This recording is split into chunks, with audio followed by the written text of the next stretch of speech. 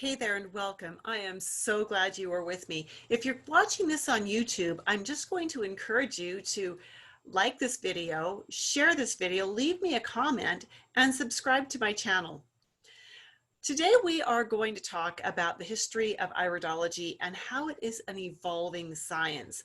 But I would love it if you would also take a moment with whatever platform you're watching this on, whether it's Instagram or Facebook or YouTube, and just let me know where are you from? Where are you watching this from? That would be just a cool bit of fun information for me to have. I'd also like to know if you have any iridology background, and if you do, who was the founder of the style that you're using? Was it Bernard Jensen? Was it Dr. Morse? Was it Dr. Pesach? Was it Ellen Tart Jensen? You know, as we look at the topic at hand today, the history of iridology, we need to know, iridologists need to know what their history is, because iridology is an evolving science. And quite honestly, it hasn't finished evolving yet. There is still research going on, and there will be forever, because we will never know everything. It is really sad that so many people are stuck in the past. So many iridologists are clinging to old information that really is not valid anymore, that doesn't carry weight. Information that just, they're good people, and they've got good intentions, but that information doesn't work because it's been disproved. Let's start with our very earliest roots. Most of our holistic health concepts go back to ancient Egypt, India, China, and Greece. Iridology is no different. Science evolves, and I want you to give this some thought. We once thought the earth was flat. We now know it's round. I mean, there's still people who think it's flat, whether they really believe it's flat or whether they're just doing that for attention and for novelty, I don't know. But the fact of the matter is, science continues to evolve. And in just about every field of science, what was once embraced as truth has given way to research and new discoveries. Good science will always continue to do this, and good scientists will always continue to drive the science forward. Let's start with the roots of modern iridology now. When we think of modern iridology, most of us have heard the story of Ignaz von Petzschley. Now, I gotta tell you, I've heard this in so many different versions that I'm not sure which one is true. About the only thing that we know for sure is that he was 11 years old and he was from Budapest, Hungary. That's about the only thing that is consistent. I've heard this story so many versions, that it was a hawk, that it was an owl, that he came across this bird who had a broken leg, a broken wing, or that he saw this bird, he wanted to catch it, and in the process, he accidentally broke its leg or broke its wing. So there's so many variations of this. Then the story continues that as he was working with this bird and took it home to nurse it better, he noticed that there was a black line had formed in the bird's iris. Now, what we have to remember first off is that animal irides, animal eyes, are very different from human eyes, and their irides especially are very, very different in structure from ours. Maybe he did see a line appear, maybe he didn't, we don't know. We can't extrapolate that the very same thing would happen in a human eye. And that's an important thing to remember, that the eye structure is so different that we cannot transfer that information across. What we also need to consider is that one would think that if an 11-year-old boy had observed this in one bird's eye, that all of the veterinarians who work in animal rescue facilities, that work with bird rescue facilities, things like that, that they would have seen the same thing in at least some of the birds' eyes that they work with, but no one has ever reported this in this past nearly 200 years. The most important thing about Ignaz von Petzschley isn't did he see something in a bird's eye that went away or not. It's that whatever he thinks he saw, whatever he saw, made him curious. It made him start to investigate. It made him do some research. And that's what we are excited about with Ignaz von Petzschley. But what we do know again is that there's a lot of mythology around this owl story. Ellen Tart Jensen has said this. Even August von Petschle recognized years later that Ignaz was looking at an owl's eyes and not that of a human, and that he did not have the proper equipment to prove what had been recorded in the stories. It is time for iridology to move forward based on sound research rather than hearsay. Now, back to Ignaz, though. He became a medical doctor. And he used a 2-power microscope, or a 2-power magnifying glass rather. And from there, he began to create an iridology map. I cannot even begin to fathom the questions that he asked himself as he was looking at these eyes, and how he ultimately was able to organize the data the way he did, because they didn't have computers to organize data. He didn't have a camera. This was all being done by hand. His big challenge with iridology was that he couldn't understand why some people had a marking in one area and had a symptom, while other people who had a marking in the same area didn't have a symptom. Now, as research has continued, and we are some 200 years later, we know that what we've seen in iris, most of what we've seen in iris, is actually inherent potential. It's not an absolute. So we see a marking and we know that it could become indicative of a symptom, but the eyes don't tell us how the person is doing, what they're actually doing for their health. So if someone's got a marking in a particular area and they figured out that they feel lousy when they do certain things, they're going to stop doing those things, hopefully. And that might be enough to prevent that marking from ever turning into a hardcore symptom. The next one we want to talk about is Pastor Nils Liljeqvist. Now, he was the first one to actually correctly correlate fiber density to resilience. So as we look at these images that are on the screen now, the image on the left has a very, very dense fiber, lots and lots of threads per square inch. This is a resilient structure. The image on the right has a much less dense structure, and we see lots of openings and lots of gaps. This is a less resilient eye. Now, Pastor Liljeqvist felt that eyes would change due to toxic exposure. So if someone had medications or something like that that built up in their system, that they would develop pigments. What we now understand after, again, after a century and a half of research, is that the pigments we see in the eyes are simply melanin. They are not sulfur or other things like that sitting in the iris. They are melanin, which is a natural pigment that our bodies make. And so pigments are not the result of toxic exposure. They are simply another genetic manifestation. Pastor Emanuel Felke, again in Germany. So we're in the Hungary, Germany area with all of this research. And what I find so fascinating about this is these men weren't collaborating. Right? They were doing this on their own. So this is very cool. He also mapped the iris. He started laying the foundation for others to build on by defining constitutions. So the lymphatic or blue eye, the hematogenic or brown eye, the biliary or mixed type of eye. There is to this day an institute in Germany called the Felke Institute that teaches iridology. Rudolf Schnabel, now this is coming more contemporary. He lived into the 1950s.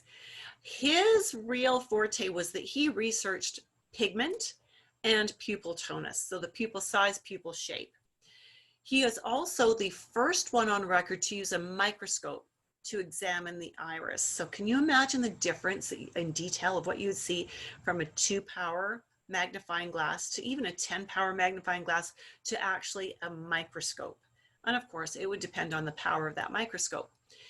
He said it was no easy task, and those who believe or would like to believe that handling iridoscopy or iridology can be learned within a few weeks or even days are mistaken and do a disservice to a good cause. This is a really important thing to remember, because iridology done properly is not something you can learn in a weekend. It's not a one marking equals one symptom correlation at all. It's more like this marking and this marking together change how we interpret things and their placements and the colors of the pigment and where the pigment is sitting. It all interacts. So iridology is a science where you have to understand the nuances. You have to understand the interplay of the markings in order to do it well. Joseph Ungerer, who just died about 30 years ago, was a student of Schnabel's. Ungerer became a naturopath. He was primarily concerned about the different languages that were used by iridologists, because each of these iridologists, well, many of them had created their own verbiage.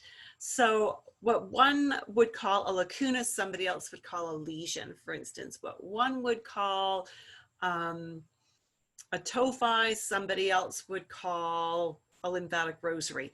And so there was a lot of different words used for the same things.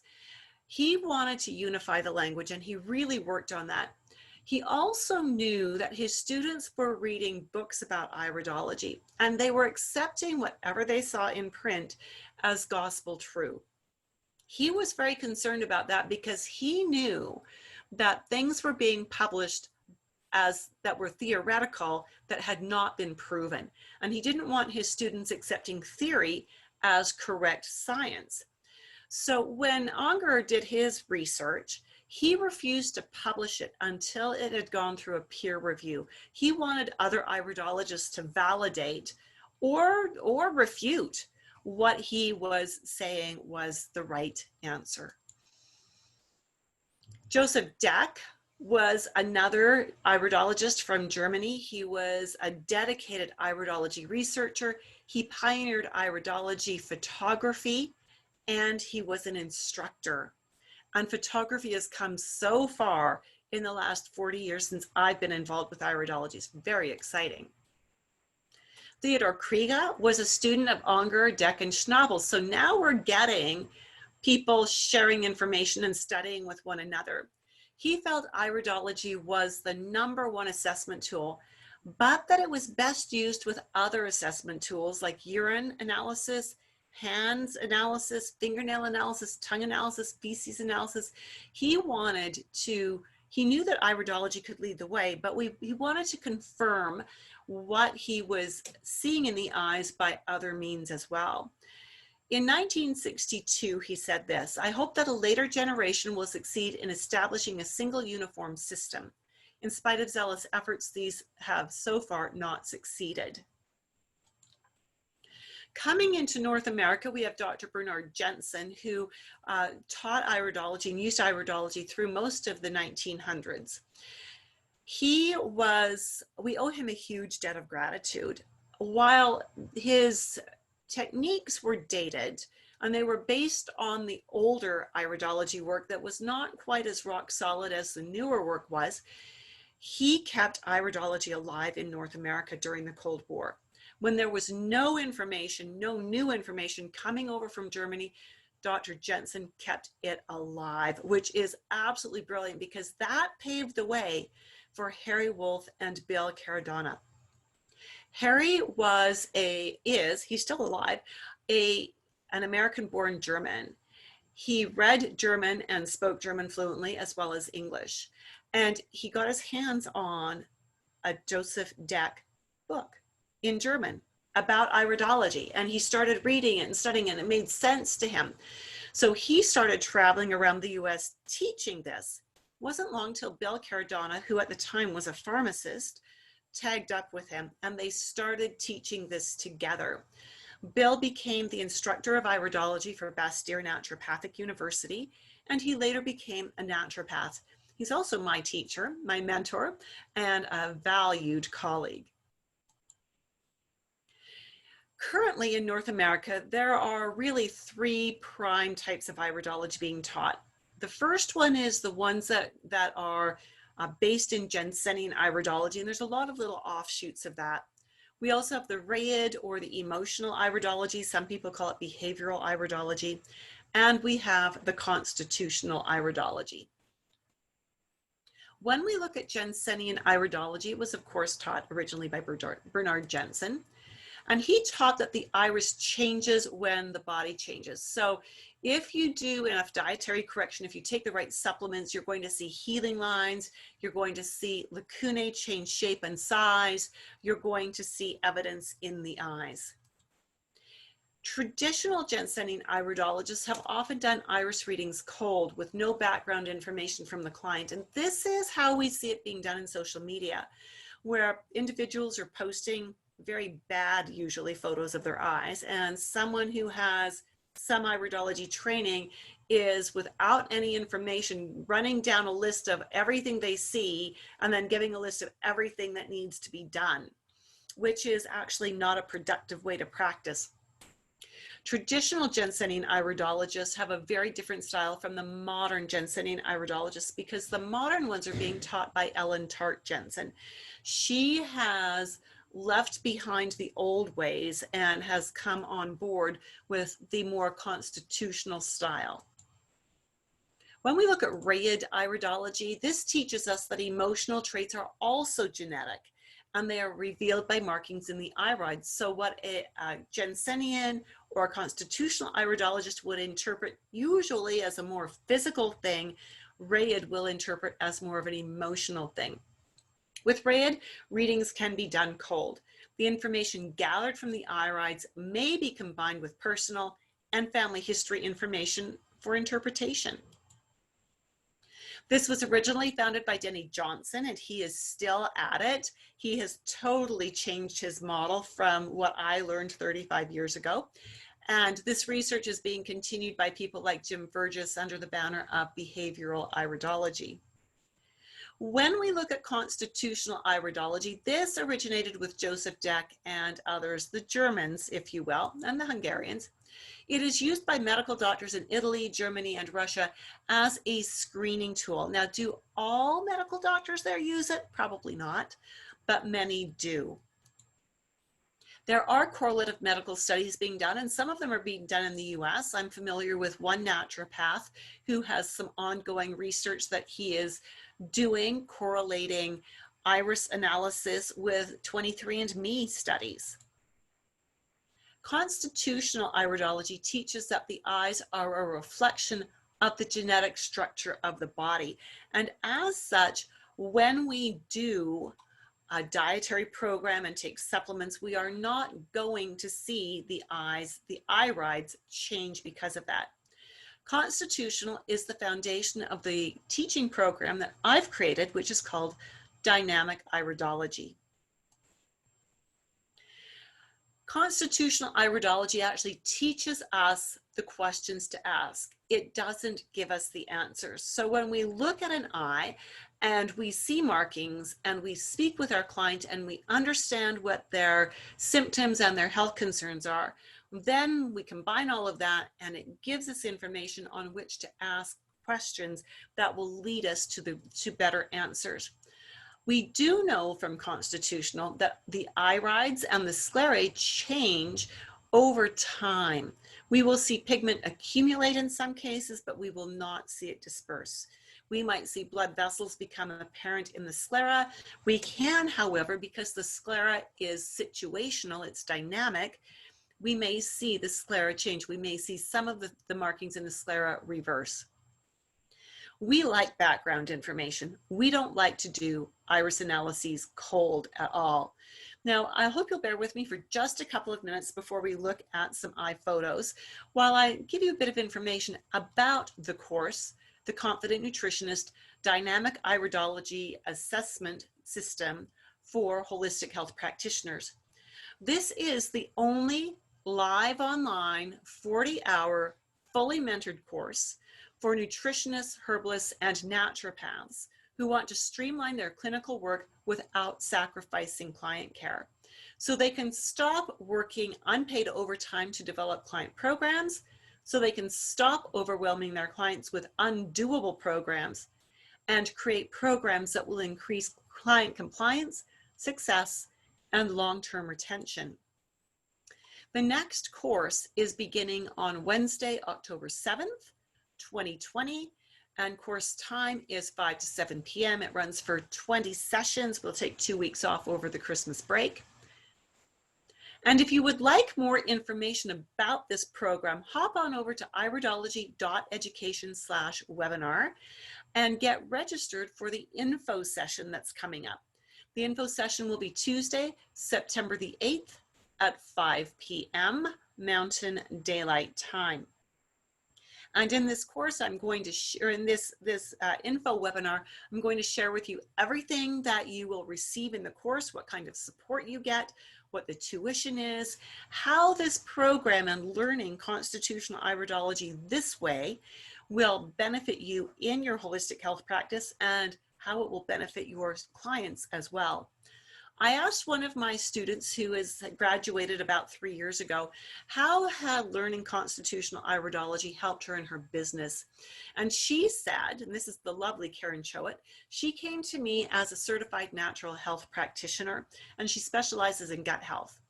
Iridology has helped me to understand the relationships between different organs and organ systems more in depth. Iridology also gives me an advantage of seeing the potential for different genetic traits and qualities that may be underlying. By observing the constitution, for example, you can extrapolate how the person's body will likely respond to applications of healing methods.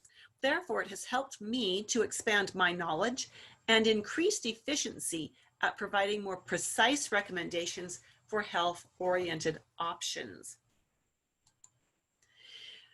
I started learning iridology in 1979. Constitutional iridology had not yet reached Canada, and it was not widespread in the United States. I studied and embraced what was available, and that was the work of Bernard Jensen.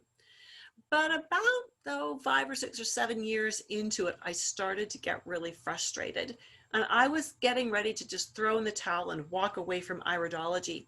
And here's why. When I would see an eye like this, and I'd been taught to call these lesions, I'd been taught that each one of these indicated a current pathological problem that was happening right now. And the problem that I had with that is that when I would do an iris analysis and say to my client, your eyes suggest, 90% of the time they'd go, nope, not me, don't have that problem. And, you know, I was taught that when I saw lines like this inside one of these, this meant healing was happening. And it just wasn't making sense. It wasn't working for me. Now we know that these suggest an inherent predisposition. Together, they suggest a predisposition towards hormone and endocrine imbalance. Individually, some of them may be important, but each of them is likely not important on its own. And I was taught in the old school way that this kind of an eye with this variation in pigment and coloration and the pigment sitting over here meant that this eye was full of toxins and this person needed to be cleaned out, and that if we did a really good cleanse with them, their eyes would turn blue. And I worked with that. I put people on cleanses and on fasts and gave them herbs that should have done the trick, and yet nobody's eyes changed color. The teachers who taught me had before and after pictures that looked convincing, but and those were books that I was using, not live face-to-face teachers. And what I saw in those images was the lesions did look smaller. We called them lesions still. The eyes did look bluer, but back then I knew nothing about photography. Now, I'm not saying I'm a professional photographer by any stretch of the imagination, but I understand photography. I understand the tech.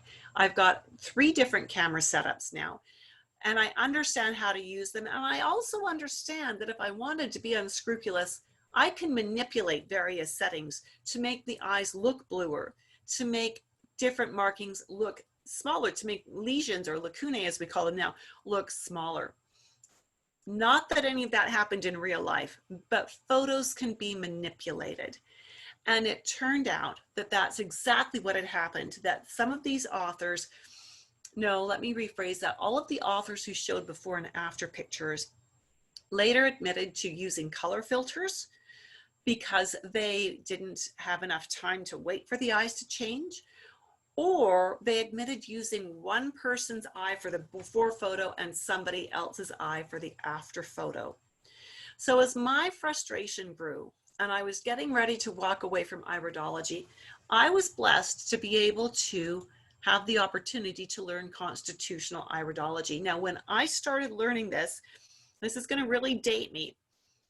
There were no live classes where I was, but I connected with Bill Cardona and Harry Wolf, and I purchased the VHS videotapes that Harry Wolf had produced. It was about 6 hours of video, and I combed through that and through that and through that over and over again, making notes and studying and working to understand. After a few years of working with just that information, I reached out to Bill Cardona, and I brought him up to teach live classes here. And what I learned from these two gentlemen, from their study of constitutional iridology, is that the eyes show us where weak links are that have been passed down sometimes for 3 and 4 generations. So when we see markings like this, they may suggest that something could potentially go wrong with this in this person's health, but they also suggest that somebody in a previous generation had issues there as well. So we always want to ask about personal and family history when we're doing an iris analysis. We also know that these pigments are not an accumulation of toxins. They instead show us inherent predispositions for some organs to be out of balance, and that's based on the color. The color tells us which organ wants to be out of balance. Where the pigment is sitting tells us which organs are going to suffer because of that.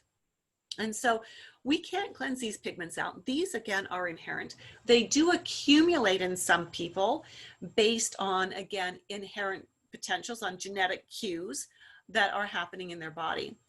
So constitutional iridology teaches us to look for patterns and to understand the interrelationships of organs, and that if the person is already doing the right kinds of things for their body and supporting their health, these markings may not manifest in any way as a symptom. And that's an exciting thing to know, that this doesn't mean this person has to have health problems. So in old school iridology, this person would have been headed for or just recovering from a nervous breakdown. This person would have blockages in their arteries and probably blockages in the circulation to their brain. This person would have loads of parasites.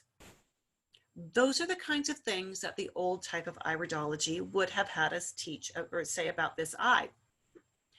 New iridology, constitutional, this is what it looks like. These are the eyes of a woman, an Asian woman in her mid-30s. She and her husband came to me because they'd been trying for 3 years to have a baby with no success. They had been to the fertility clinic, and the fertility clinic had suggested that she should use Clomid and metformin. That was it. That was all. Come back, we'll hyperovulate you, we'll do an in vitro and all that kind of stuff. And this couple didn't want to go that way if they didn't have to. So what I noticed here was a couple of things. I noticed that she has contraction furrows, and these tell us she burns through her B vitamins, vitamin C, and calcium and magnesium very, very quickly. I also suspected from some things that I see in the eye that she maybe doesn't methylate her B vitamins properly. Now that's interesting, because as she and I continued to talk, I learned that her menstrual cycles were typically 90 days apart. Well, when you take 90 days and a prescription for metformin, that typically suggests that she probably has PCOS. So I asked her, has anyone ever suggested that you might have polycystic ovarian syndrome? And she said, oh yeah, they did say that. Okay, great. Now I've got something to work with and I'm on the right track. So I'm thinking she may not be methylating her B vitamins properly. We know that women need folic acid to be methylated in order to enhance their fertility. And if she can't methylate it, that's going to get in her way. So I also, in looking at this whitish haze around her eyes, recognized that she probably wasn't actually processing her carbohydrates properly through her liver. That would be, again, a type 2 diabetic situation, which would lead to a prescription for metformin. So we put this all together by asking questions from her eyes and from what her goals were. And it was because of her eyes that I was able to assess and ask her if she actually had heard, if they had diagnosed her with PCOS, because she had not volunteered that information at the outset. Knowing these things about her, I used a methylated B vitamin with her. We used some liver support to help her actually metabolize her carbs properly. We corrected her diet because it was really bad. We got that totally on track. And it took us about 18 months from our first appointment till I got the email saying, we're pregnant. We were very excited about that one. And she went on to have a very healthy pregnancy and a beautiful baby boy in a 3-hour start to finish labor delivery, which everybody was stunned and amazed at. I could not have come up with understanding the imbalances of liver and handling the carbs and the methylated Bs if I did not understand the iridology. So what do I think the future of iridology is, since we're really talking about the history here? As long as there is good research being done, and as long as iridology instructors are willing to adopt and teach the new knowledge, iridology will continue to gain respect as a valid health assessment tool. If we as an iridology community persist in hanging on to disproved and outdated and ineffective teachings of the past, iridology will continue to come under fire as quackery. So the choice really is ours. Get and stay current with the progress so that we can help move this science forward, or stay in the past and cripple this science completely.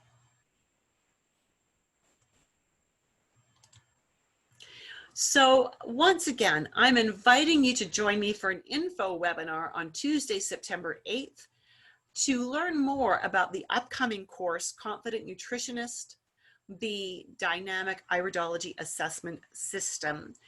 The info webinar is, again, Tuesday, September 8th, 5 p.m. Mountain Daylight Time, and you can register for it at iridology.education/webinar. And with that, I thank you so much for your time. And remember to leave me a comment, like this video, share it, and subscribe to my YouTube channel. Thanks so much. Talk to you later. Bye.